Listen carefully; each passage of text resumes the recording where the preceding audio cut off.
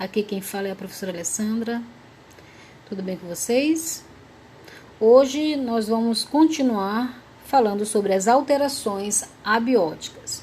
Na aula passada a gente falou sobre poluição da água, poluição do ar.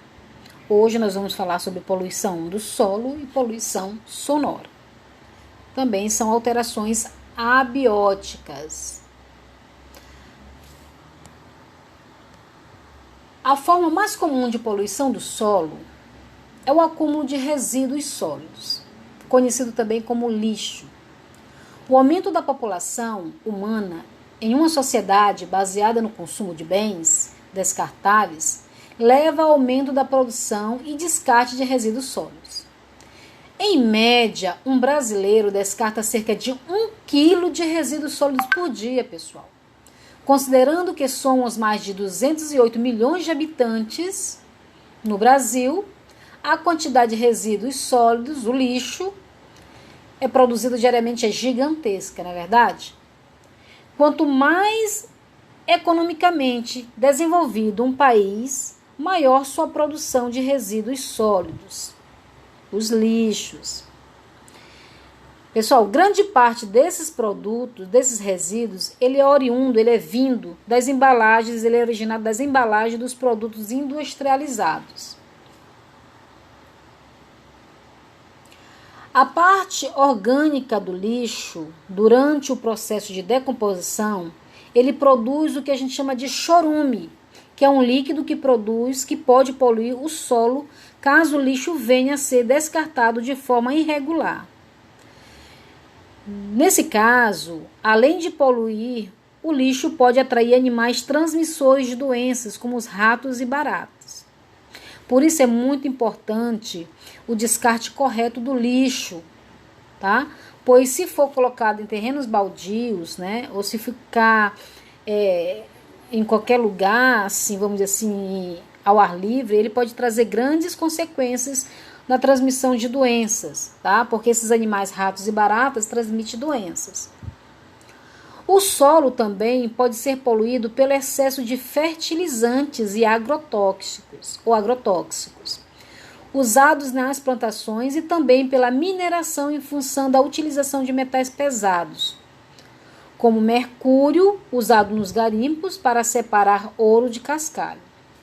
Os metais pesados também estão presentes em pilhas e baterias, que ao serem descartados de forma incorreta, eles configuram mais uma fonte de poluição do solo. Por isso, é muito importante você fazer o descarte correto da bateria, do celular, das pilhas, tá certo? O ideal é que você leve esses utensílios para as lojas que vendem esses produtos. Tem lojas no shopping que recebem o descarte de celulares e de baterias. Vocês sabiam disso? É muito importante o descarte correto. Não colocar no lixo comum. Isso vai gerar uma poluição do solo em algum lugar do planeta. Aqui você está vendo uma figura de um aterro sanitário, lá em São Paulo. É o aterro de São José dos Campos. Uma área equivalente a 200 estádios de futebol. Ela é ocupada por resíduos sólidos, por lixo, tá? Então, é uma grande área onde há contaminação. Se ele não for feito, esse aterro não for instalado de forma adequada, seguindo padrões corretos, tá? De instalação de um aterro sanitário. É muito importante não deixar a formar nos nossos bairros, né, nos bairros da nossa cidade, os famosos lixões, né, que fica a céu aberto atraindo doenças, mau cheiro. Agora vamos falar sobre as poluições, no caso a poluição sonora. É isso mesmo, pessoal, poluição sonora também é um grande problema abiótico. A poluição sonora, pessoal, ela é observada principalmente nos grandes centros urbanos e é caracterizada pelo excesso de ruídos. Ela não afeta apenas o ambiente terrestre, mas pode ser percebida também nos ambientes aquáticos, onde é causada pelos motores de embarcações, prospecção de petróleo e obras realizadas nas margens de represas e nas regiões costeiras. Esse tipo de poluição afeta a saúde humana e interfere no ciclo de vida de muitos outros animais. No meio aquático, por exemplo, os golfinhos e as baleias, animais que dependem dos sons para encontrar alimentos e parceiros para a reprodução, têm tido a sobrevivência afetada pelo excesso de ruído no ambiente onde vivem. No ambiente terrestre, a poluição sonora prejudica, por exemplo, o ciclo de vida de muitas espécies de aves, que usam o canto para atrair parceiros para a sua reprodução. Devido ao excesso de barulho, o canto das aves não é ouvido.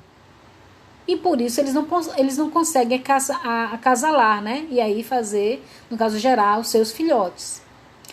Nos seres humanos, a poluição sonora pode causar irritabilidade, insônia, dor de cabeça e, em alguns casos, a perda de audição, entre outros problemas.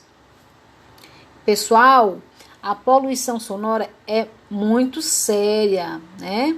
Tem determinados locais onde as pessoas colocam aqueles sons, né, altíssimos, e eles não percebem o quanto eles podem gerar problemas para outras pessoas. Esse caso é muito sério, tá? Traz problemas seríssimos à nossa sociedade, tá certo? Muitas pessoas têm sido afetadas por causa da poluição sonora. Poluição sonora de uma rua muito, com um movimento muito grande de carro intenso. Isso acontece muito nas grandes cidades, tá? Mas também nos bairros, onde as pessoas não têm respeito umas pelas outras e colocam aquele som bem alto, né? Sem se preocupar se outra pessoa está tendo algum problema ou não, né? Isso é muito sério. Então, também é uma alteração abiótica. Então, pessoal, ó, aqui é um exemplo. Essa figura está mostrando o quê? Pessoas passeando de lanchas em Salvador, na Bahia. O ruído do motor desses veículos é uma das causas de poluição sonora no ambiente aquático. Certo? Isso aqui é um exemplo, dentre vários outros exemplos, tá? Que existem. Pessoal, nós vamos ficar por aqui. Tá? Terminamos aqui as alterações abióticas no ambiente e na próxima aula a gente vai falar sobre as alterações bióticas, tudo bem? Então, boa tarde a todos e até a próxima. Um abraço!